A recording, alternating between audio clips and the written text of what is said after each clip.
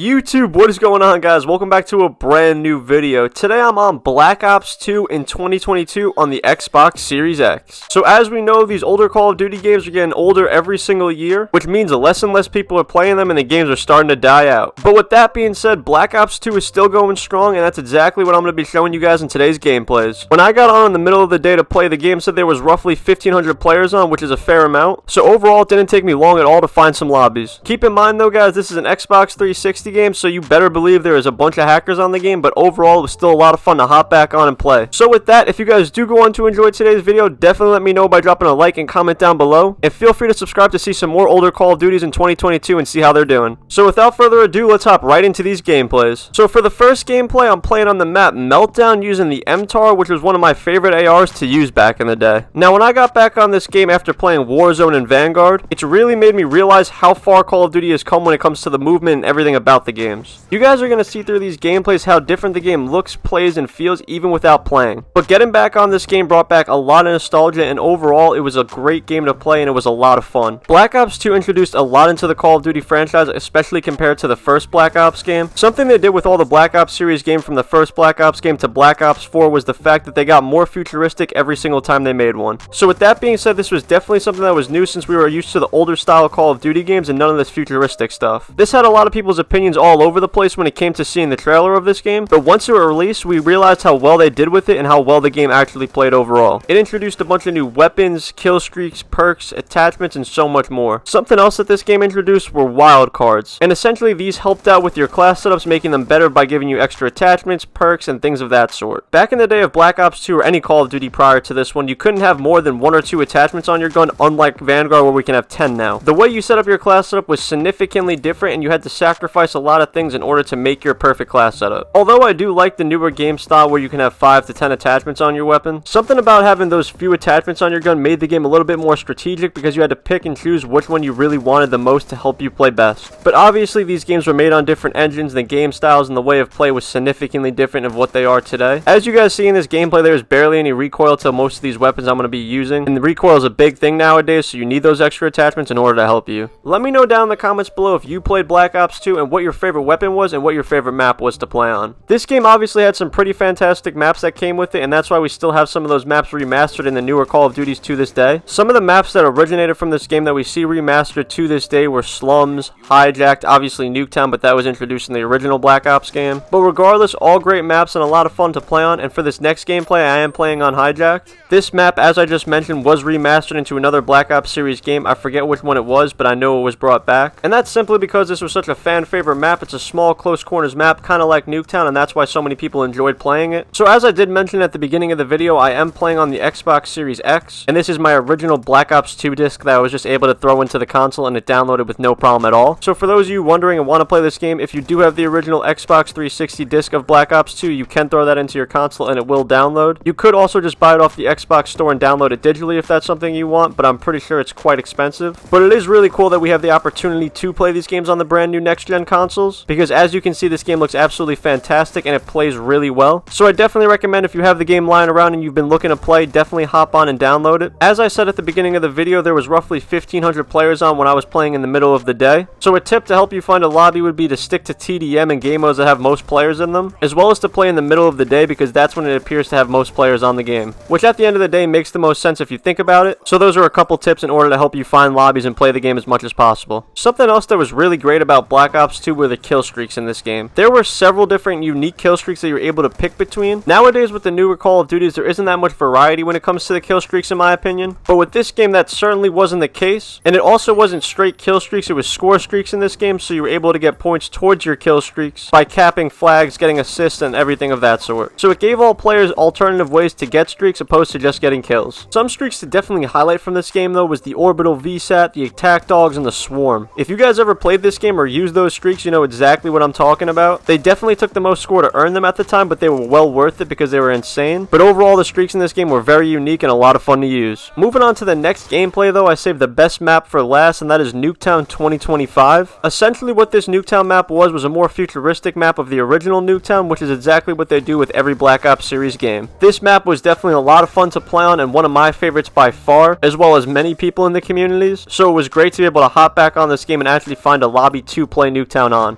Our most recent Nuketown variation was in Cold War, which came out about a year ago now, and the difference between that map and this map is honestly significant. The way the map looks is obviously fairly similar, just with different colors and scenery, and that's because of the time period that they take place in, but the way this map plays is honestly very different from the way the new one does. And I guess that's a natural thing considering there's different weapons, different perks, and everything different about the game, but just thinking about where the map came from and where it is today is crazy to think about. The weapon I'm using in this gameplay is the MP7, which was a fan favorite back in the day, and then you guys are going to see here in a few that I switched to another weapon, which is known as the PDW, which is also another fan favorite. Unfortunately, this wasn't the original account that I played Black Ops 2 on and I leveled everything up with, and that's why I don't have every attachment unlocked, as you guys I'm sure noticed. But the great thing about Black Ops 2 was you didn't have to have your gun at level 70 in order for it to actually play well for once, so that was always a great thing. For someone like me who's played all the Black Ops series games, I truly do find Black Ops 2 to be the best one in my opinion, the one I spent the most time on. Let me know down in the comments below which one you guys played the most and which one you guys enjoyed the most. Multiplayer wasn't the only great thing about this game. The zombies and also the campaign in this game were very interesting and a lot of fun to play. Black Ops 2 was probably one of the last campaigns that I actually played all the way through, and I honestly enjoyed it. I remember playing it a few different times on different difficulties to get different endings, because in this game that was something that you were able to do, which was definitely really cool. That was also something that we hadn't seen prior to this game, so that was a big thing that they introduced into the Call of Duty franchise, and when it all linked together from the previous game, it all made sense. And then the zombies in this game, in my opinion, was phenomenal when it came to the maps, the storyline, and everything else. But I could save that for a different video. Let me know down in the comments below if that's something you guys would want to see on the Xbox Series X in 2022. But with all that being said, if you guys did go on to enjoy today's video or found it useful, definitely let me know by dropping a like and comment down below. And of course, guys, if you are new around here, feel free to subscribe down below. I have a bunch of other older Call of Duty videos on the Xbox Series X that you can check out if you're interested in them, and I'm always posting more. So with that, if you guys do have Black Ops 2 lying around somewhere, I definitely recommend that you install it and play, because it's a lot of fun and well worth it. But with all that, thank you guys for watching today's video, and I will see you in the next one. Peace.